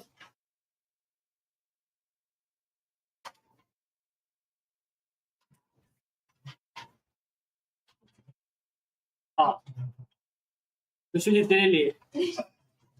पढ़ पढ़ पढ़। कौन सी बार? ममता बार। पढ़ पढ़ पढ़। Mamta bar sells beer to customers. Some of the customers consume the beer in the bar run by the Mamta bar. While leaving the bar, the consumer leave the empty bottles in the bar and the company takes possession of these empty bottles. बराबर ना? तो एक मालिक ममता बार है, वहां पर कुछ लोग आते हैं दारू पीते तेरी तरह, तो उसके बाद क्या करते हैं, बट वो तेरी तरह बोतल घर पे लेके नहीं जाते, वो बोतल उधर ही छोड़ के जाते हैं, ठीक है, पीने के बाद में। हाँ, और कंपनी उस बोतल को ले लेती है। The company has laid down the detailed internal procedure for accounting of these bottles sold by the calling for payment. बराबर ना? उन्होंने एक प्रॉपर सिस्टम बना रखा है, इंटरनल रिकॉर्ड प्रोसीजर बना रखा अकाउंटिंग के लिए, कि इतनी बोतलें आई, इतनी बोतलें गई, ये बचा, ये बचा। हाँ, और लास्ट में जो बची हुई उसके लिए टेंडर भी बुलाती है, इतनी बच जाती है। Keeping this in view, decide whether the inventory of empty bottles is an asset of the company. तो जो खाली बोतलें ममता बार के पोजीशन में है, क्या वो उसकी असेट है कि नहीं है? है ना बेटा, असेट तो है। असेट तो है ना, फ्यूचर में जितने इकोनॉमिक बेनिफिट होता है वो असेट होती है, तो आप उसको बेच भी रहे हो, टेंडर भी निकाल तो असेट हो गई। If so, whether the inventory of empty bottles is seen as a date of is to be considered as local हाँ, तो असेट तो है ही है, पर क्या उसको इन्वेंट्री मानेंगे? हाँ, value as per sales to or to be treated as a scrap so that net realizable value with corresponding credit to other. तो आप बताइए, क्या उसको इन्वेंट्री मानेंगे या फिर उसको स्क्रैप मांग के अदर इनकम शो करना चाहिए? इन्वेंट्री ममता बात है ना, तेरे घर पे जो 2 बोतलें पड़ी उसको तो स्क्रैप ही मानेगा। समझ में आया? क्योंकि तेरा वो प्रोसीजर नहीं है ना, उसका पार्ट नहीं है कि तू बोतलें बेच रहा है, कर रहा है, वो तो सब है ही नहीं ना तेरा। घर पे जो दो बोतलें पड़ी है उसको अपन इन्वेंट्री मानेंगे नहीं। ठीक है, पढ़ लो। ये थोड़ा चेंज कर लेना, नाइट लिमिट को ममता बार कर लेना। इधर आंसर में नाइट लिमिट दिखा, उसको ममता बार कर लेना।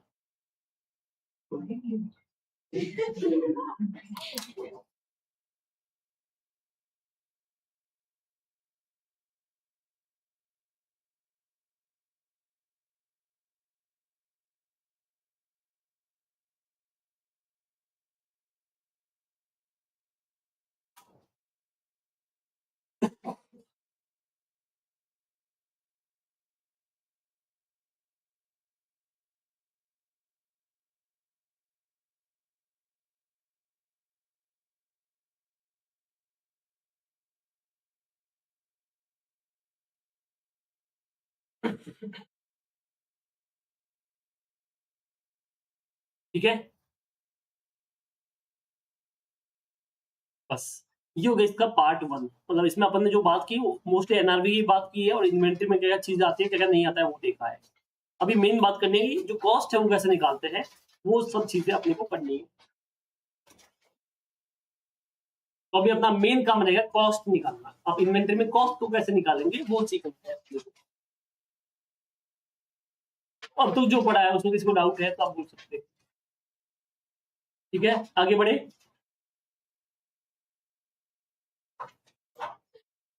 चलो, तभी कॉस्ट निकालना सीखते हैं, कॉस्ट कैसे निकालते हैं। लिसन, कॉस्ट निकालने का एकदम सिंपल फॉर्मूला है। सबसे पहले लेना है कॉस्ट ऑफ परचेज, फिर लेना है कॉस्ट ऑफ कन्वर्जन, तीसरा लेना है इसमें ब्रिंगिंग कॉस्ट, और फोर्थ वाला जो कॉस्ट नहीं लेना है वो। तो 4 चीजों के बारे में हमको इसमें कॉस्ट में बात करनी है। पहले कॉस्ट ऑफ परचेज, परचेज की कॉस्ट कैसे निकालते हो वो बड़ा सिंपल है। सबसे पहले ले लो परचेज प्राइस, क्या ले लो, यानी एमआरपी या जो भी तुम बोलते हो लिस्ट प्राइस, उसमें से कोई अगर वो ट्रेड डिस्काउंट मिला है या कोई रिबेट मिला है तो माइनस कर लो। उसके बाद कोई टैक्सेस पे किए हैं जो नॉन रिफंडेबल होते हैं वो ऐड कर लेते हैं, ठीक है। और कैश डिस्काउंट होता है उसको मत कंसीडर करना, सिर्फ आपको ट्रेड डिस्काउंट को ही करना है। बस ये होगा कॉस्ट ऑफ परचेज। क्या भाई ये, तो नॉर्मली कॉस्ट ऑफ परचेज किसके लिए होता है बेटा, जो ट्रेडर होता है उसके लिए होता है। जैसे विजय सेल्स वाला है, तो विजय सेल्स ने गोदरेज का एसी परचेज किया तो वो हो गया इसके लिए परचेज प्राइस, बट उसको गोदरेज से 20% का डिस्काउंट मिला है तो वो 20% का डिस्काउंट माइनस कर लिया। अब मान लो उसने कोई टैक्स पे किया है जिसके ऊपर उसको क्रेडिट नहीं मिलेगा तो उसके जेब से गया वो पैसा, तो वो उसमें ऐड हो गया, that is non refundable taxes. But अगर मान लो उसने कोई टैक्स पे किया है बट उसके पास जीएसटी नंबर है, उसका क्रेडिट मिलेगा, तो वो कौन सा टैक्स हो गया, रिफंडेबल, तो वो ऐड नहीं होगा इसमें। अगर ऐड किया हो तो माइनस कर लेना, ऐड नहीं किया तो छोड़ो। ये हो गया कॉस्ट ऑफ परचेज। अब बात करते हैं कॉस्ट ऑफ कन्वर्जन की। कॉस्ट ऑफ कन्वर्जन का मतलब होता है अगर तू मैन्युफैक्चरर है तो कैसी कॉस्ट निकालेगा। ये हमने बचपन से पढ़ा है, तुमने कॉस्टिंग में भी पढ़ा होगा, जिसमें हम क्या लेते हैं, डायरेक्ट मटेरियल लेते हैं, डायरेक्ट लेबर लेते हैं और ओवरहेड लेते हैं, जिसे अपन प्यार से बोलते हैं प्रोडक्शन ओवरहेड। अब ये ओवरहेड 2 तरह के होते हैं, फिक्स एंड वेरिएबल। अब वो कैसे लेना वो बात की बात है। अब यहाँ पे अच्छा, ये ओवरहेड जो अपन लेते हैं वो अपन को नॉर्मल लेना है, नॉर्मल कैपेसिटी पे। किस पे लेना है, हम जब पर यूनिट निकालते हैं तो जो अपन डिवाइड करते हैं वो कौन सी कैपेसिटी करते हैं, नॉर्मल कैपेसिटी, नॉर्मली। लेस करना है अगर NRV of any by product होता है तो। एनआरवी ऑफ बाय प्रोडक्ट का मतलब क्या होता है कि अगर आपने को कुछ पैसा मिल गया एक्स्ट्रा, जैसे मान लो फॉर एग्जांपल मैं बना रहा था मक्खन या घी, हम साथ में छाछ बन गई, तो छाछ का जो पैसा मुझे मिला है या एनआरवी जो है वो मेरी एक्चुअल में कॉस्ट नहीं हुई ना, तो उतना माइनस करना पड़ेगा। तो उसको इनकम शो नहीं करेंगे, किसको, छाछ को, उसको अपन कॉस्ट में से माइनस कर लेंगे। तो ये NRV of any by product minus करना है, ये पूरा कॉस्टिंग का रेफरेंस है, ठीक है। उसके अलावा उसको लाने में कोई खर्चा हुआ है, फ्रेट फ्रेट फ्रेट जो भी है वो सब ऐड कर लेना। बट इन चीजों का भी ऐड मत करना, ये चीजें उससे कोई लिंक है ही नहीं, दैट इज कॉल्ड इनडायरेक्ट खर्चे। जैसे interest cost, selling cost, advertisement, ठीक है, रेंट, इलेक्ट्रिसिटी एक्सपेंसेस, ये सब आपके इनडायरेक्ट खर्चे हैं। इसका उस इनडायरेक्ट से कोई लिंक नहीं है तो ये आपको कुछ करना ही नहीं है। तो interest cost, storage cost, selling and distribution cost, ये आपको माइनस ऐड कर रखा तो माइनस करना है, अदरवाइज नहीं लेना है। इसके अलावा एबनॉर्मल लॉस भी नहीं लेना है। अब ये लॉस क्या होता है ये थोड़ी देर बाद में समझाऊंगा कि इसमें लॉस भी होता है। अब लॉस क्या होता है, ध्यान से सुनना। जब भी मैं कोई चीज मैन्युफैक्चर करता हूँ तो उसमें 2 तरह के लॉस होते हैं, एक होता है नॉर्मल लॉस और दूसरा कौन सा होता है, एबनॉर्मल लॉस। नॉर्मल लॉस वो लॉस है जो होगा ही होगा, पक्का है, तो हमको भी पहले से पता है, तो उस लॉस से कभी कोई एंट्री पास नहीं होती, that is a part of the cost. तो इससे सिर्फ पर यूनिट कॉस्ट बढ़ जाती है, क्या बढ़ जाती है, पर यूनिट कॉस्ट, ठीक है। जैसे मान लो फॉर एग्जाम्पल मैंने 100 लीटर पेट्रोल लिया 1000 रुपए के हिसाब से, तो मेरी टोटल कॉस्ट कितनी होगी बेटा, 10 लाख रुपया। अब मुझे पता है कि जब भी वो पेट्रोल में लेके आऊंगा, दूर से लेके आ रहा हूँ, तो 10 लीटर तो उड़ ही जाएगा। तो एक्चुअल में मैंने जो पे किया है वो 10 लाख रुपए 100 लीटर का नहीं पे किया है, कितने, 90 का पे किया है। तो मेरी जो एक्चुअल कॉस्ट होगी पर यूनिट वाली वो कितनी होगी, करो डिवाइड।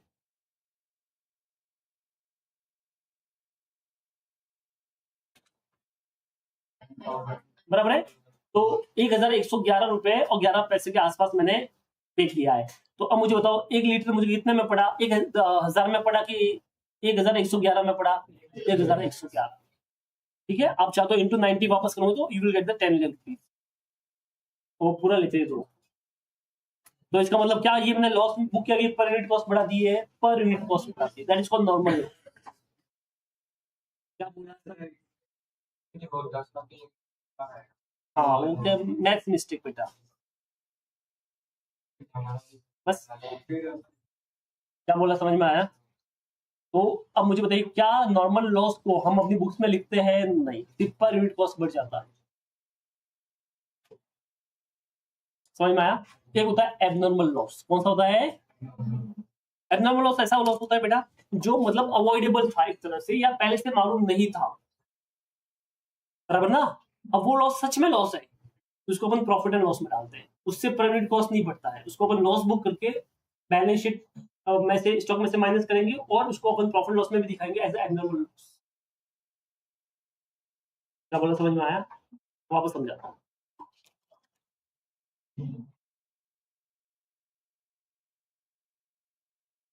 मेरे इन्वेंट्री में दो तरह के लॉस हो सकते हैं। पहला है नॉर्मल लॉस, दूसरा कौन सा है?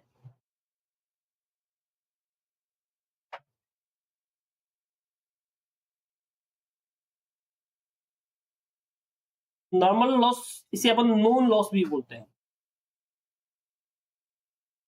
ये मतलब कंफर्म है, होना ही है, इसके लिए दुख नहीं होता, इसके लिए हम रोते नहीं है, गुस्सा नहीं होते, क्योंकि हमको भी पता है ये होना ही है। सौरा गई कपड़ा सिलाने के लिए, तो इसने बढ़िया महंगा कपड़ा लिया, बराबर है। बनारस गई तो बनारस साड़ी के लिए इसने बहुत महंगा कपड़ा लिया। अब वो गई टेलर के पास में, टेलर को बोला इसके लिए बढ़िया से मेरे एक कुर्ती सिल दो। उसने बोला ठीक है। तो टेलर के पास में गई, 2 दिन के बाद वापस गई तो देखा टेलर ने कुर्ती सिल दी है, बट उधर नीचे को साड़ी के छोटे छोटे टुकड़े पड़े थे, छोटे छोटे होते ना वो वाले। तो सोना देखा कि टुकड़े पड़े मेरी साड़ी, महंगी साड़ी के, तो क्या उसके लिए लड़ाई करेगी ये उससे? क्यों? वो तो जरूरी था ना। अब जब हाथ का ऐसे काट रहे तो उसमें कटेगा ही कपड़ा, गले का काट रहे तो कटेगा ही थोड़ा बहुत। तो आप ऐसा उसके लिए जड़ा नहीं कर सकते ना, भाई ऐसे मेरा वेस्ट कर लिया, इतना महंगा था, ये था वो था। वो लॉस है नॉर्मल लॉस। कौन सा लॉस है वो इसको भी मालूम था इतना तो वेस्ट होना ही है, तो उसके लिए क्या झगड़ा करना। दूसरा है एबनॉर्मल लॉस, इसे बोलते हैं अननोन लॉस।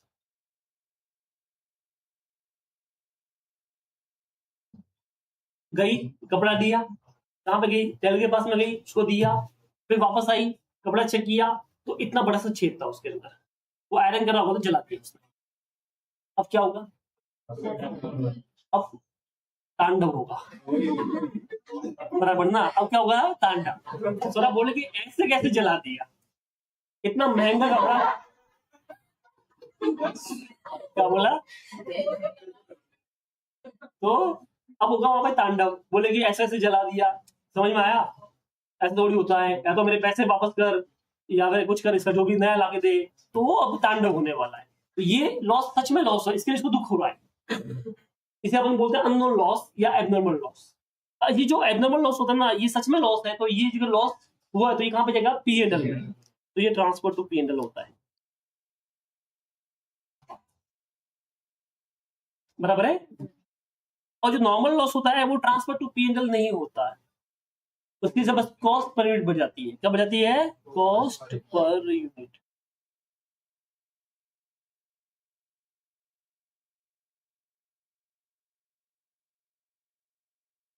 तो ये होता है नॉर्मल लॉस। दूसरा कौन सा होता है? Abnormal loss. तो क्योंकि कॉस्ट पर यूनिट बढ़ती है तो इसकी वजह से नॉर्मल लॉस जो है ना, उसे कभी कोई एंट्री पास नहीं होती, वो कभी P&L में नहीं आता।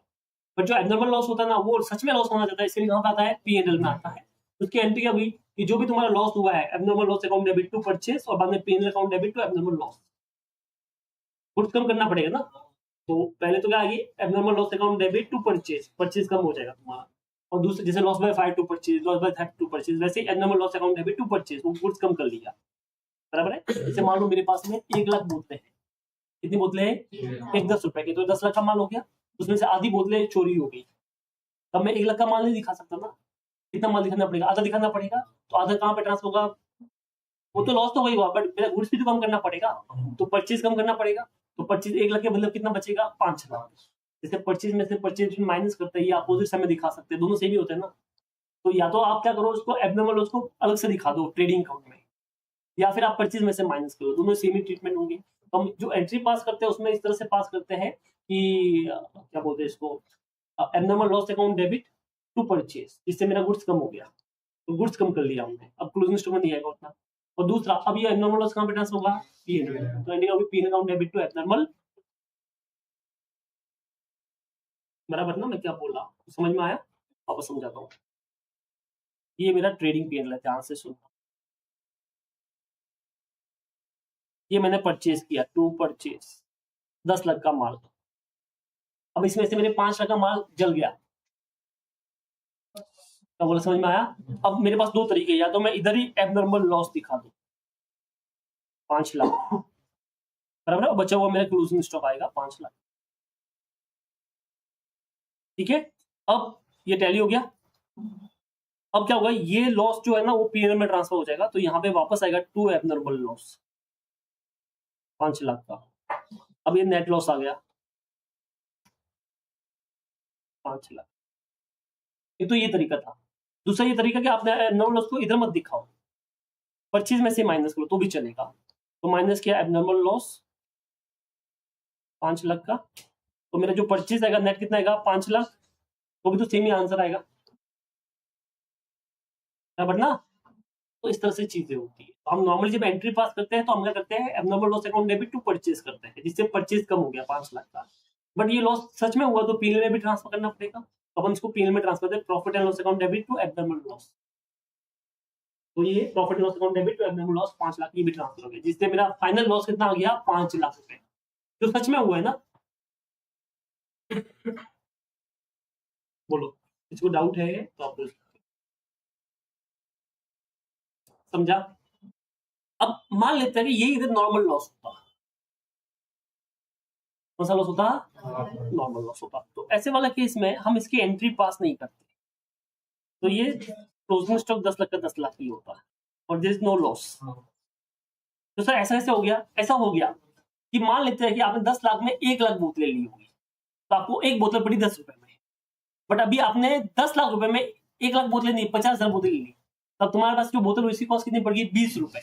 अब जब तुम्हारा क्लोजिंग स्टॉक है तो ऐसा आएगा कि कितनी बोतलें आपके पास में 50,000 बोतलें इंटू 20 रुपए वाली, तो 10 लाख का वैल्यू हो गया, तो पर यूनिट कॉस्ट बढ़ गया। क्या बोला, समझ में आया बाप, बोल भैया समझा मैं क्या बोला भाविक। तो इसके लिए हम नॉर्मल लॉस से कभी कोई एंट्री पास नहीं करते, हम इसी पास करते हैं एबनॉर्मल लॉस, ठीक है।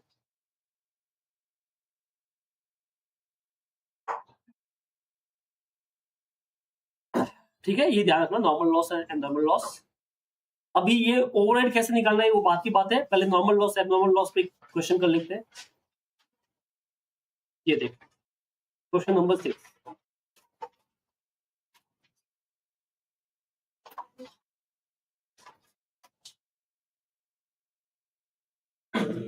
in the production process normal waste is 5% of input। 5000 MT यानी metric ton फुल फॉर्म होता है, 5000 MT of input were put in process resulting in wastage of 300 MT। cost per MT of input is 1000। the entire quantity of waste is on the stock at the end of the year। state the reference to accounting standard। how will you value the inventory in this case। अब देखो हुआ क्या, पहले वो देख लो। सबसे पहले मेरा टोटल इनपुट जो है बेटा, टोटल इनपुट जो है वो है कितना, कितना इनपुट लिया 5000 MT का। अब इसमें जो मेरा लॉस हुआ है वो है 300 MT। पर ये लॉस दो तरह का हो सकता है, नॉर्मल एंड एबनॉर्मल।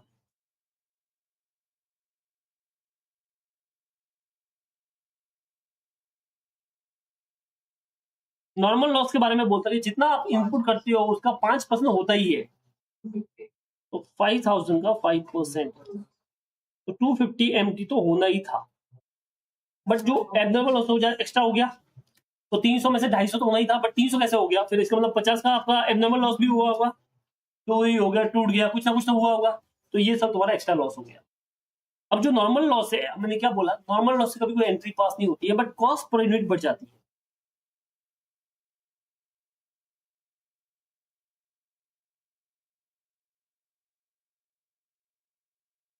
अब कॉस्ट पर कैसे बढ़ी वो समझो कि आपने टोटल जो पेमेंट किया था वो कितना 50 लाख का, ये टोटल पेमेंट था। इस टोटल 50 लाख के पेमेंट में कैसा आया 50 लाख साक्षी, कि भैया 5000 MT है इंटू 1000 रुपए के हिसाब से 50 लाख का खर्च किया। बट क्या इस 50 लाख में तुमको क्या 5000 MT ही मिलने वाला, 250 तो खर्च ही होता, जाना ही था, वो तो फिक्स ही था। तो एक्चुअल में तुमको इसमें 5000 में से 250 तो कभी मिलना भी नहीं था, तो मतलब जाता तो क्या तुमने एक MT का 1000 पे की ज्यादा पे किया होगा, ज्यादा कितने आती है कॉस्ट बताओ, 475 है टोटल मिला के, ये 1052 हाँ 50 लाख डिवाइड बाय 4750 1052.63। तो एक्चुअल में तुम्हें कभी भी वो है ना 1000 रुपए में पड़ा ही नहीं था, वो तुम्हारी जो वैल्यू थी वो थी 1052 रुपए में तुमको पड़ा था, जो भी पैसा रहेगा बराबर है। अगर पूरा क्वांटिटी बचा है तो आप मल्टीप्लाई कर दो 4750 से, पूरा 50 लाख मिल गया। बट आपको उतना ही नहीं, आपको लॉस भी हुआ है। तो अब जो लॉस हुआ है एक्चुअल में 50 रुपए का जो लॉस हुआ है ये अपना 50 एमटी का, इसकी वैल्यू क्या होगी? क्या 1000 से लेनी चाहिए, 1052 से लेनी चाहिए? मैंने क्या बोला, कभी वो 1000 रुपए था ही नहीं, वो 1052 ही था शुरू से ही। तो 50 इंटू 1052 पॉइंट जो भी था 63 630, ये इतने अमाउंट का लॉस होना जाएगा। अब ये लॉस कहां पे ट्रांसफर होगा? पीएनएल में। ये एब्नॉर्मल लॉस होना जाएगा और पीएनएल में ट्रांसफर होगा। अब कितना तुम्हारा क्लोजिंग स्टॉक बचेगा, अगर मान लो वो भी नहीं करना है क्लोजिंग स्टॉक, तो देखिए 5000 एमटी लिया था, उसमें से 250 का नॉर्मल लॉस, 50 का नॉर्मल, मोटा मोटी तुम्हारे पास में 4700 एमटी बचा होगा। इनटू एक का वैल्यू 1000 नहीं, 1052.63 49 बराबर ये वाला 368 पूरा ले लो। तो ये वाला तुम्हारा क्लोजिंग स्टॉक माना जाएगा। क्या बोला, समझ में आया? टोटल देख लो, मतलब 50 लाख था, उसमें से इतना अगर वैल्यू पड़ा है उतना लॉस हो गया, वैल्यू हो जाएगा, दोनों मिला के 50 लाख ही होगा। फोन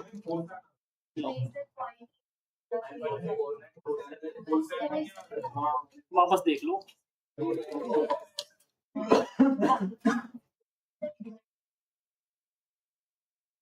बोलो समझा तुमको? तो इस तरह से अपना कैलकुलेशन होगा। इसको डाउट है तो आप बोल सकते हो। देख लो आंसर, देख लो।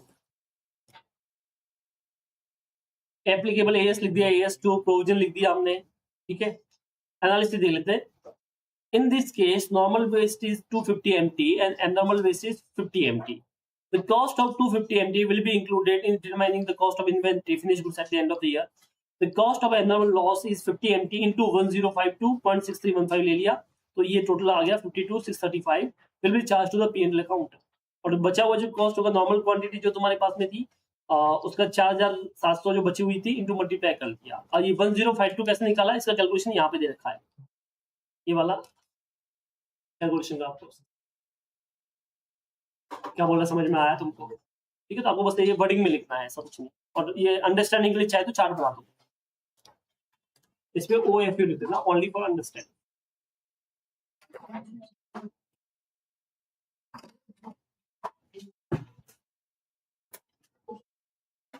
बोलो यहां तक किसी को डाउट है? आप बोल सकते हैं। तो ये कौन सा क्वेश्चन हो गया बेटा? क्वेश्चन नंबर 6 हो गया। क्या हुआ, भूख लगी है? खाना खाओगे? क्या बात कर रहे हो?